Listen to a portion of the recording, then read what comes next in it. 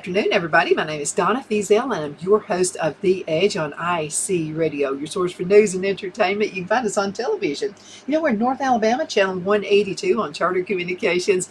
And I don't know if I told you, syndicated on Abundant Television, which is found That's on awesome. Roku, Apple TV, and Amazon Fire. So thank you so much for watching. We appreciate our sponsors. I think we have the best sponsors ever, and the best listeners, and the best guests. I have Ginny with me right now. Let's talk a little bit of history, because Oh my goodness. this is when I knew this was going to be my girl right here, okay? Because we met, you were not even in office. No, it's been about 10 years ago. I was thinking about it this morning. Yeah. And so this is when I knew she needs to be in politics. She needs to run for office of some sort. And so we were talking about the windmills, and I was not really educated on that. You took some time to help me understand. Well, it was one of those deals where it was, liberals coming into our state that were just after the tax credits and putting up these alternative energy systems, which I'm all about, but where it works, and it's not profitable here in Alabama. We just don't have the wind for wind production, but it would have seriously marred our mountainside and our natural beauty and resources and what we're all about here. And then they decide to pull up stakes and leave. You're stuck with those things. That's right. And that's what happens whenever the tax credits run out. They run out. And it's been interesting to watch, in the past 10 years, because they're also dealing with this now in the Northeast, and offshore wind, and about the effect on wildlife, particularly the whales. Yeah. So something that's supposed to be environmentally friendly, what is not in a lot of cases. And so, but yeah, that's how we met. It was actually an event for the then governor that was in Gadsden, and so that's how you and I met 10 years ago. History. And it was like sisters from another mother. There you go. We had so a much lot in of correlation too. Dad's we ministers do. and Our all that fathers stuff. being ministers. I didn't like being a minister's daughter. I just didn't like it. Well, you get to be eyes on you all the time. Have to sit on the front row, sit up straight. Now, you always played the piano somewhere when you went to another church. Yeah, always. My mother was the pianist. Of course, I play, and so you would get called upon to play the piano for folks, and have to sit up straight. No chewing gum in church. No writing on the bulletin. And don't laugh. And I promise you, there would always be something that happened. A fly come across something would make me laugh. And so, but anyway, so this is a good girl right here too. So now you're an Alabama State Representative. That's and right. We're proud to have you. Oh, and so let's talk about your district. We had a redistricting, which occurs after every 10-year census. And so during that time, my district changed. District 39, when I was first elected, I had 4 counties. And so the change dropped it down to 2 counties. But I have all of Cherokee County, and then I have the southern portion of DeKalb. So Collinsville, Crossville, Kilpatrick, up to Geraldine, all the way up to Grove Oak. So and I live smack in the middle of it, and I really love it.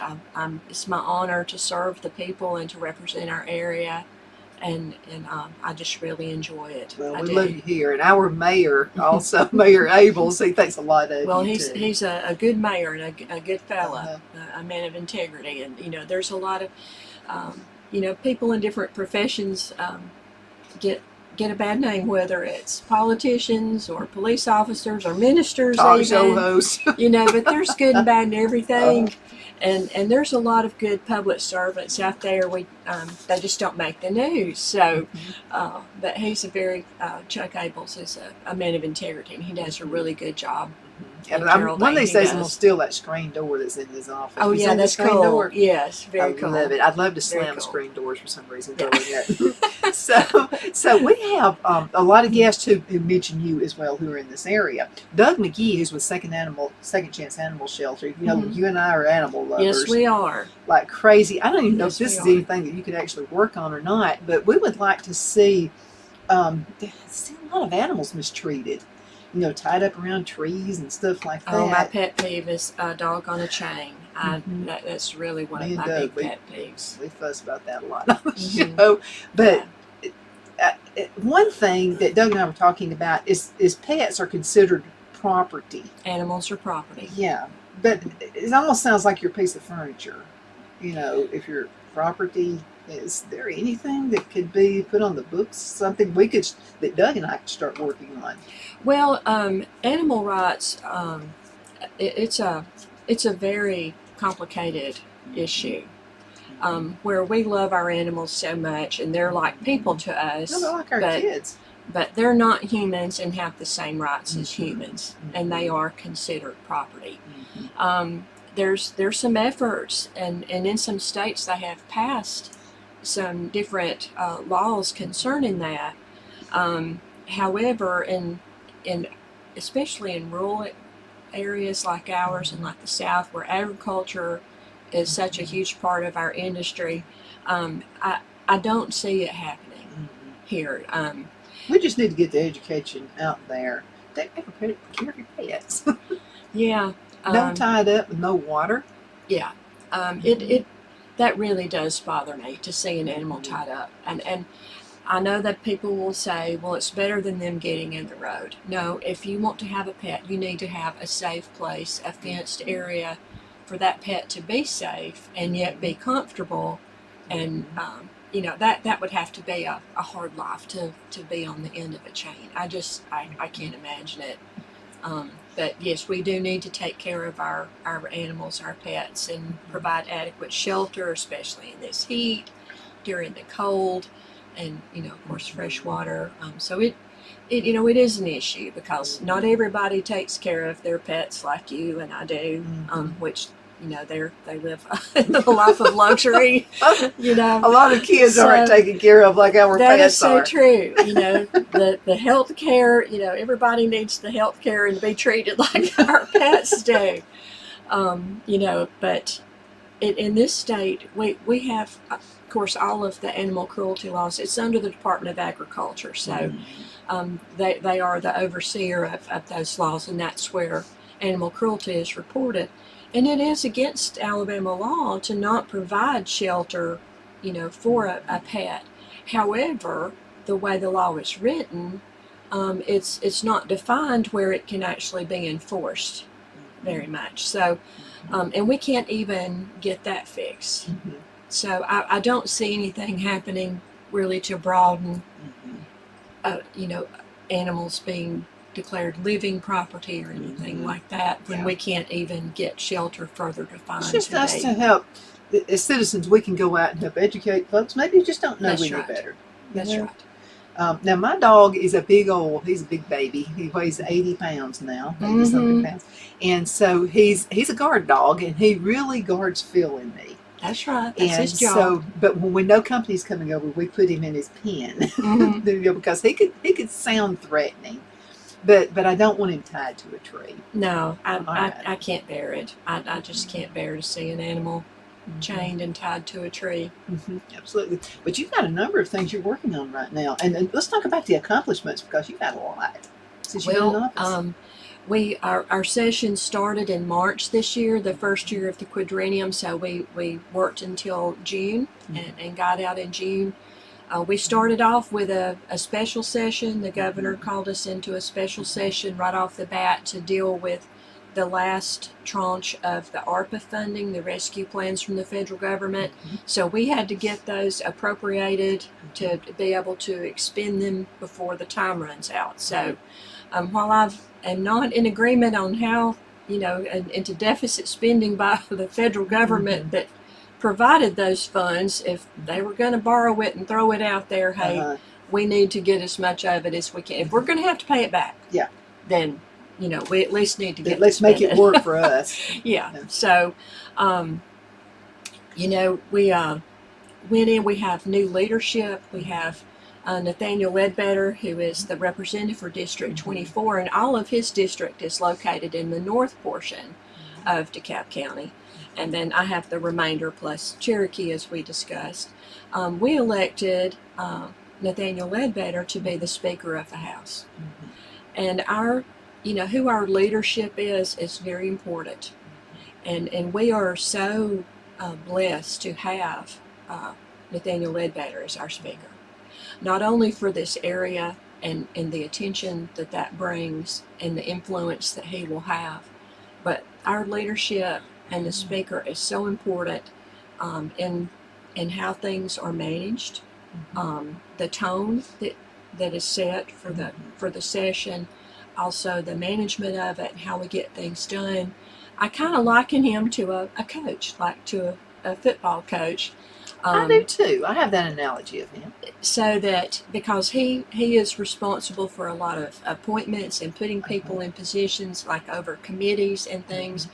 So he, where there's players that have positions and roles to play and things to do, and then to call the plays and let those players, carry the ball. Sometimes you get to carry the ball. Sometimes you have to block and tackle, for the others. You like one of those blocking tackles. Well, I got to carry the ball a few times too, so that's fun. And but we did have a very productive session. He's very a stickler about starting on time, and that made a huge difference. I love that idea. When our time is so limited, starting on time made such a difference in our productivity and what we were able to get done. And in his first year as speaker, we were able to get a lot of very good, important legislation passed. That's very commendable. In honor of the people who are there on time, right? Now, I may be sliding on two wheels, on the dot, but, tried to be in my seat on time. We're going to have to go into a commercial break. Can you believe this?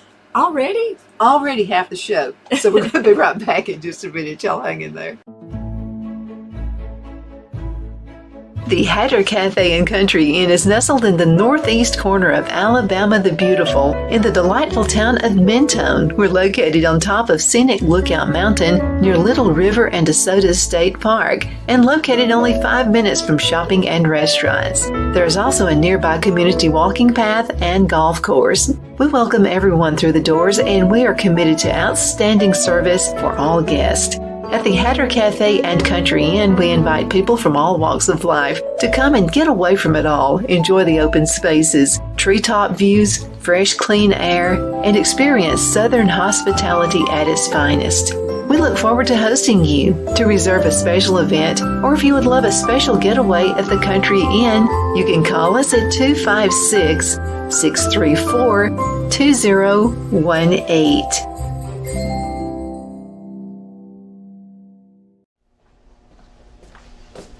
Are you ready?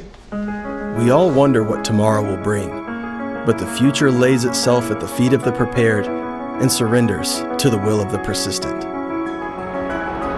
It's not easy, but today shapes you so you can shape tomorrow. With Northeast Alabama Community College, when the future asks if you're ready, you can answer. Yes. Begin your future at Northeast Alabama Community College. Donna's Designs offers a line of handmade memorial, wedding, and keepsake jewelry that launched back in 1970. I'm a self-trained jewelry designer, and I will work closely with you to create unique designs you can love and treasure for years to come. Whether that be flowers that were used in a funeral arrangement or stones you found on the beach at a memorable trip, call me at 256-659-4319, and let's think of the possibilities.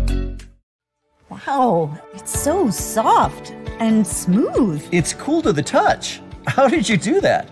Well, we took MyPillow's patented fill and combined it with this new technology that we didn't have back then when I invented MyPillow to bring you the best pillow in history, MyPillow 2.0.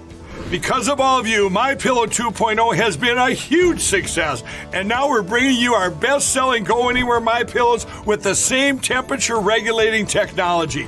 Made with my patented adjustable fill and brand-new cooling fabric, they're truly the next generation of MyPillow. So go to MyPillow.com or call the number on your screen. Use your promo code to save over 60% on our MyPillow 2.0 4-pack special. You'll get 2 MyPillows and 2 Go Anywhere MyPillows, regular $259.92, now only $99.98. King size just $10 more. This is a limited time offer, so please order now.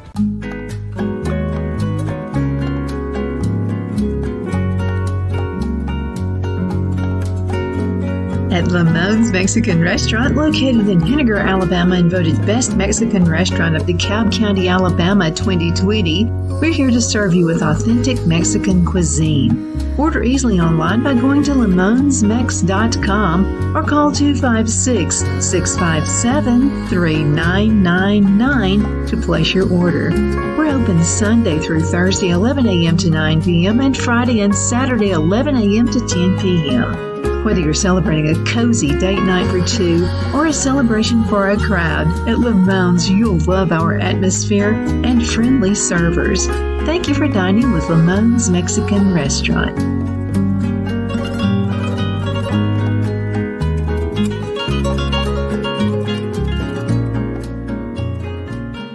Okay, we're back. Thank you so much for watching The Edge. My name is Donna. I am your host of The Edge on IC Radio, your source for news and entertainment. Find us on television, channel 182 on Charter Communications and Abundant Television, which is found on Roku, Apple TV, and Amazon Fire. New podcast coming up pretty soon. We'll be talking to you about that just a little bit later on. But thank you again so much for watching. I have Ginny Schaefer with me. She's Alabama State Representative. And so we've been friends for a really long time.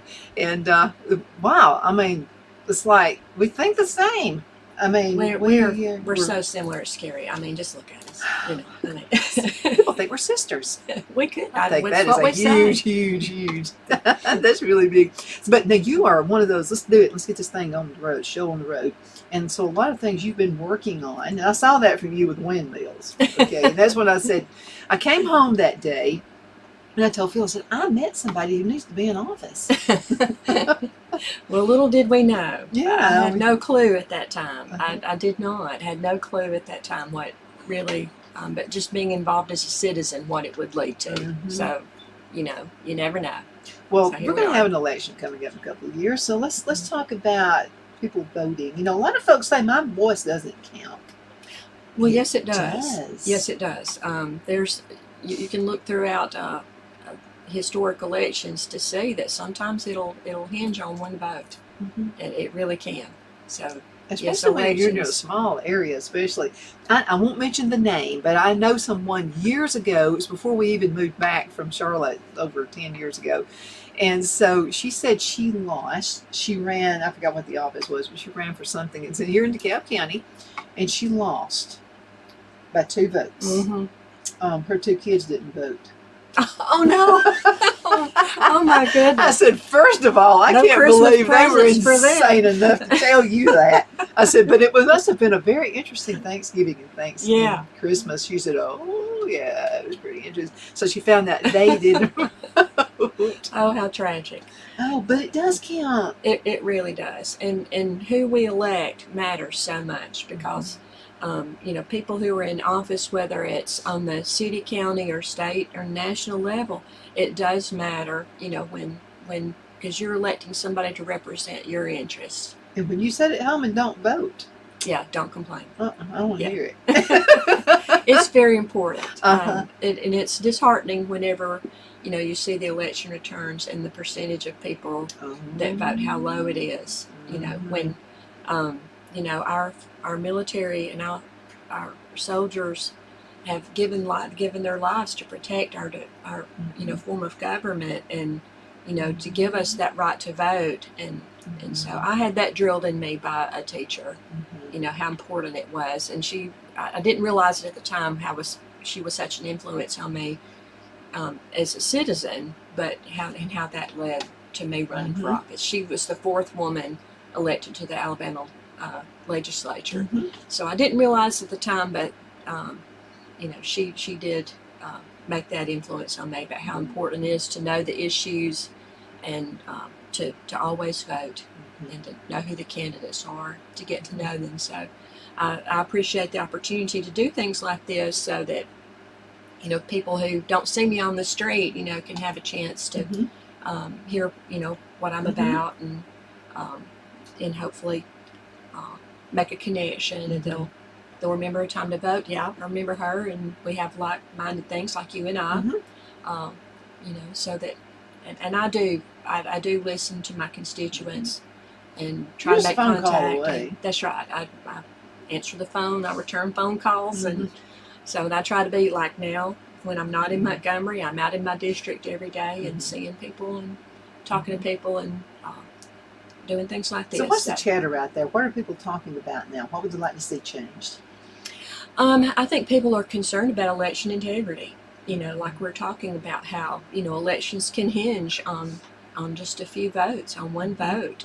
And the good thing is, in Alabama, we do have very good election laws, and I do think that we overall are in a good place when it comes to election integrity.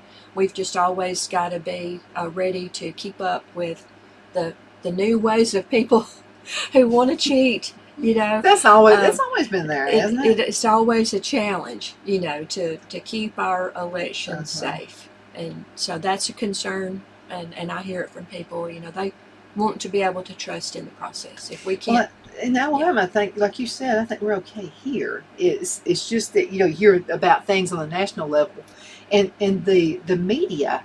I'm part of the media too, but I'm so truthful. I get to the meat of everything. But I think the media plays into that because they'll show like one side, and they won't and sound bites. I don't even watch sound bites because I promise you're going to miss most of the message in a sound bite. But it's important that we get out there and we listen to you and we report to you things we would like to see changed. And do some out of girl stuff too, by the way. Don't let it all be negative. I don't think you get that much negative though. Yeah, we do. It's just part of it though.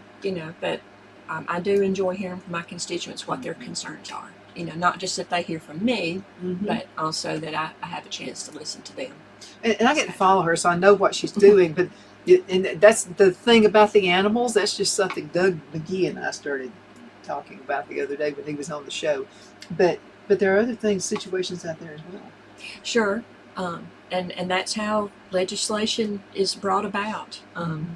I've in the legislation that I've carried, it came from hearing about situations. I heard, of course, I have a lot of connections to law enforcement, and there's an issue where police chases are such a big problem because, suspects will run, and the penalty being a misdemeanor, they really have nothing to lose. It's just a slap on the hand. So, they're going to take their chances, and when they do that, it's a big public safety risk. So many accidents happen, and sometimes a suspect will actually cause an accident to try to get the police chasing them to stop to check on those folks and give up the chase.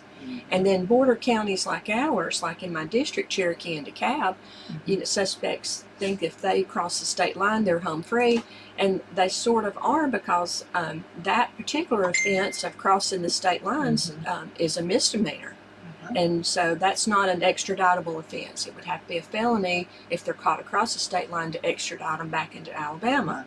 So at that time, it's hard to, unless you've got the evidence of the other charges, which police may not have at that point if they've tossed guns or drugs out the car, along the way. But hearing that, I had legislation drafted to change it under certain circumstances to be a felony to attempt to elude police. So if somebody is attempting to elude the police and they strike another vehicle or a person, Class C felony. If they cross state lines, Class C felony.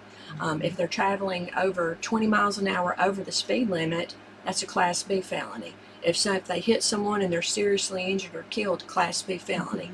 So there's still simple eluding because I realize some people panic and they may not, just where they may not be doing anything wrong other than they were speeding or whatever, and they just panic and initially start to run before they their senses kick in and say, "Oh, I need to pull over." So there's still simple eluding, but those factors that I just named off are now a felony, and it's I think when word hits the street, and so it's because people who routinely break the law know the law. And so they know they're doing it. I know. I had a speeding ticket. So my granddad, who lived in Oxford, Alabama, was on the police department. Now this is back when Oxford was boring. It wasn't as big as it is now. This is in the 50s and the 60s. But one thing he told me, he said, as I started driving, he rode with me in the car, and he said, "Okay." And he retired then, and he said, "I'm gonna tell you something. You have a lead foot. Oh, yeah. And he said, "You're going to get pulled over for speeding. It doesn't matter that I'm your grandfather. That's you will right. get pulled over." He said, "You stop. When you see that light That's come right. on there, you stop. And if you know you were speeding, go on ahead and tell him." Yeah.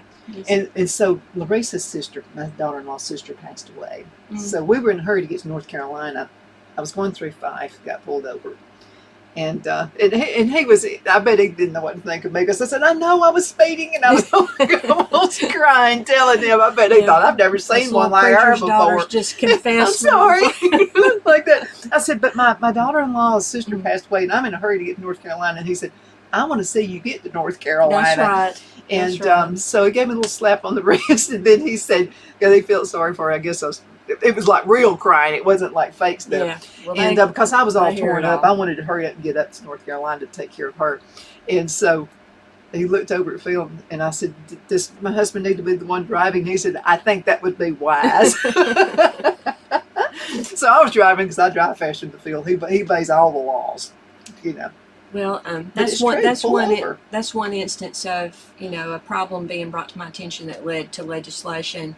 Another is boating. We have Weiss Lake in Cherokee County, and working on some other boating legislation. It came to my attention that a simple boating violation, whether it be for a life jacket or a mirror, was an actual misdemeanor. It was a criminal offense, and so people who would get a boating ticket, it might show up on a background check, and if they're trying to get in the military or get a security clearance, or doctors, lawyers trying to get in, professionals, that this would show up. And so I worked with Aaliyah to redo the boating laws to make it a boating violation, just like a traffic violation, and it count only against the vessel port of the license and not a driver's license. So that's another instance. One of my biggest effort that finally crossed the finish line this year was on adoption, because being pro-life doesn't stop when the baby's born, and we have so many children, and over 6,000 children in foster care in our state, and the adoption law had not been touched in over 30 years. And it was in serious need of being updated and streamlined. Yeah. And so I worked with an Alabama Law Institute committee to totally redraft the adoption law. We had everybody from a Supreme Court justice to probate judges, circuit judges. We had adoption attorneys, people from DHR, everybody, every stakeholder was represented at the table to work on this. And so it was all, and it took over 4 years, the work of the committee. And I was involved for about a year and a half, and then we got the legislation finished, got it draft, and got it passed. That was the second bill we passed in the session this year. That was one of the instances where Speaker Ledbetter was on board with me being on a mission. He shared that mission, and so he gave me the ball and got out of my way. And so we got That's what it takes. we got it passed. The first bill we passed had to do with fentanyl. Can you come back on the show? This is almost the end of the segment. Yeah. Can you believe this? We're going to have her come back another day, like super soon. How can folks how can they get in contact with you? Well, I'm on Facebook. Just hit me up on Facebook, or you can call my office in Montgomery. The number's 334-261-0413. There you go. And if I don't answer my phone, leave a message, and I'll be glad to call you back. Give her a little bit of time, though.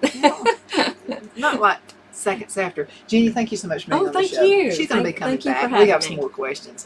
And thank you so much for watching. You're the apple of my eye. I know you could be doing anything else, but you're watching us, and we definitely appreciate that. And thank you to our sponsors as well.